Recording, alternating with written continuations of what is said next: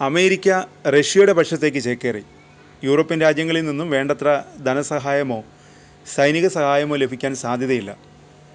Trump ആവട്ടെ ഇതുവരെ നൽകിയ സഹായത്തിന് പകരമായി യുക്രൈനിലെ ധാതു സമ്പത്തുകൾ കേട്ടുകേൾവിയില്ലാത്ത നിബന്ധനകളോട് ആവശ്യപ്പെടുന്നു.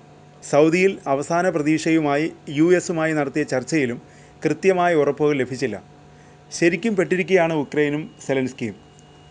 എന്നാൽ റഷ്യയ്ക്ക് കീഴ്പ്പെടാൻ രാജ്യം ഒരു തരത്തിലും തയ്യാറല്ലെന്നാണ് യുക്രൈൻ മാധ്യമ റിപ്പോർട്ടുകളും പറയുന്നത്. അമേരിക്കയിൽ നിന്ന് ആയുധം ലഭിച്ചില്ലെങ്കിൽ ഇനി എന്ത് എന്ന ചർച്ച യുക്രൈൻ മാധ്യമങ്ങൾ ചർച്ചയാക്കുന്ന തലത്തിലേക്ക് അത് വളരുകയും ചെയ്തിട്ടുണ്ട്. സമ്പൂർണ്ണ അധിനിവേശത്തിൻ്റെ ആദ്യ മാസങ്ങളിൽ യുക്രൈൻ അമേരിക്കയുടെ പിന്തുണയോടെയാണ് പോരാടിയത്. ശക്തമായ സുരക്ഷാ ഉറപ്പ് നൽകുന്ന കരാറിലൂടെ യുദ്ധം അവസാനിപ്പിക്കാൻ ആഗോള പിന്തുണ തേടുക എന്നതായിരുന്നു ഇതുവരെ യുക്രൈൻ്റെ ലക്ഷ്യം. അത് നടക്കില്ലെന്ന് വന്നതോടെ കുറച്ചു കാലം കൂടി ഈ പോരാട്ടം തുടർന്നേക്കും. തുടർന്ന് പരമ്പരാഗത യുദ്ധരീതി വിട്ട് യുക്രൈൻ ഗറില്ല യുദ്ധത്തിന് തയ്യാറെടുക്കാനിടയുണ്ട്. ടെലിഗ്രാഫ് അടക്കമുള്ള മാധ്യമങ്ങൾ ഇപ്പോൾ റിപ്പോർട്ട് ചെയ്യുന്നത് ഇക്കാര്യമാണ്. ശക്തരായ ഭരണത്തിനെതിരെ നടത്തുന്ന ഒളിപ്പോരാട്ട രീതിയാണിത്. കയ്യിൽ കിട്ടുന്ന എന്തും യുക്രൈനികൾ റഷ്യക്കെതിരെ ഉപയോഗിക്കും. അതിലേറ്റവും പ്രധാനം ഡ്രോണുകളായിരിക്കും. റെക്കോർഡ് ഡ്രോൺ നിർമ്മാണമാണ് യുക്രൈനിൽ നടക്കുന്നതെന്ന് സെലൻസ്കി തന്നെ മുമ്പ് പറഞ്ഞിട്ടുണ്ട്. കഴിഞ്ഞ ദിവസം ജിദ്ദയിൽ യുക്രൈൻ പ്രതിനിധികൾ ചർച്ച നടത്തുന്നതിനിടെ മോസ്കോയിൽ വ്യാപകമായ ഡ്രോൺ ആക്രമണം നടന്നത് ഇതിന് ഉദാഹരണമാണ്. യുക്രൈൻ മോസ്കോയിൽ നടത്തിയ ഏറ്റവും വലിയ ഡ്രോൺ ആക്രമണമാണിതെന്നാണ് അന്താരാഷ്ട്ര മാധ്യമങ്ങൾ റിപ്പോർട്ട് ചെയ്തത്.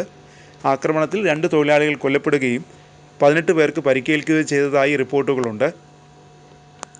ഇതിനു പുറമെ ആക്രമണത്തെ തുടർന്ന് റഷ്യൻ തലസ്ഥാനത്തെ 4 വിമാനത്താവളങ്ങളിൽ ചെറിയ തടസ്സം നേരിട്ടതായും റഷ്യൻ ഉദ്യോഗസ്ഥരെ ഉദ്ധരിച്ച് റോയിറ്റേഴ്സ് റിപ്പോർട്ട് ചെയ്തു. റഷ്യയിലാകമാനം മൊത്തം 337 ഡ്രോണുകളാണ് യുക്രൈൻ പായിച്ചത്.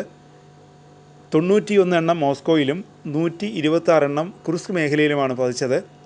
21 ദശലക്ഷം ജനസംഖ്യയുള്ള യൂറോപ്പിലെ ഏറ്റവും വലിയ മെട്രോപൊളിറ്റൻ പ്രദേശങ്ങളിലൊന്നാണ് മോസ്കോ. യുദ്ധത്തിലുടനീളം റഷ്യയിൽ നിന്നുള്ള വലിയ രീതിയിലുള്ള ആക്രമണങ്ങൾ യുക്രൈൻ നേരിടുന്നുണ്ട്.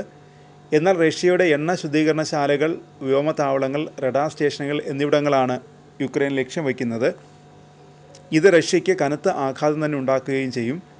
ഈ രീതി ശക്തമാക്കി ഗറില്ല പോരാളികളിലേക്കുള്ള മാറ്റമായിരിക്കും യുക്രൈനിൽ നിന്ന് പ്രതീക്ഷിക്കേണ്ടതെന്നും ടെലിഗ്രാഫ് റിപ്പോർട്ട് ചെയ്യുന്നു. കാരണം നിലവിലുള്ള ഏക വഴി യുദ്ധം തുടരുക എന്നതാണ്.